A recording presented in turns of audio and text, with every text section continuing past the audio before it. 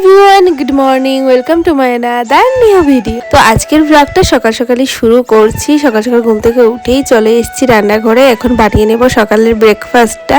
তো সকালের ব্রেকফাস্টে বানাচ্ছিলাম হচ্ছে চিড়ার পোলাও। আর চিড়ার পোলাওটা কিন্তু একদম ঝটপট হয়েও যায় আর একদম তাড়াতাড়ি করে খেয়েও নিতে হয়, না হলে কিন্তু চিড়াটা একদমই শক্ত হয়ে যায়।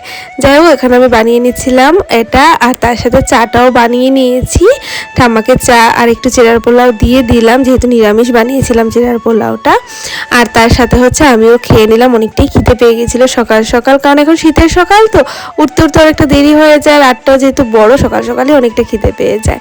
তো এটাও খেয়ে নিলাম। আর যেহেতু আজকে মা বাড়িতে নেই, তো আমি হচ্ছে সকালে রান্নাবান্নাটা করে নেব। তো এখানে হচ্ছে একটু বাঁধাকপি কেটে নিলাম, বাঁধাকপি দিয়ে একটু তরকারি বানিয়ে নেব।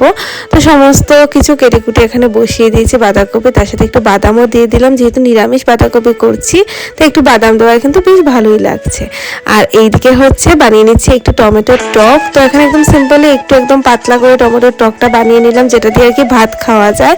একটু পাতলা করে টমেটোর টকটা বানালে ভাতও খাওয়া যায়, বাবা খেতেও বেশ ভালোবাসে। তো এখানে এটা বানিয়ে নিলাম। তার সাথে এখন যেহেতু শীতের দিন, আমাদের ঘরে প্রত্যেক দিন সকালে কিছু না কিছু তো একটা শাক হবেই। তো আজকে বানাচ্ছিলাম হচ্ছে সর্ষের শাক, আর তার সাথে এখন বানিয়ে নিচ্ছি একটু পটল পোস্ত। আজকে তো একদম আমাদের নিরামিষ, তাই সমস্ত আইটেমগুলো নিরামিষ হচ্ছে। তো ভাবছিলাম যে দুপুরের জন্য একটু পনির বানাবো, বাট পনিরটা আর বানানো হয়নি। লাস্টে মা বলে এগুলো দিয়েই হয়ে যাবে। আর এদিকে হচ্ছে বানিয়ে নিচ্ছিলাম একটু রুটি।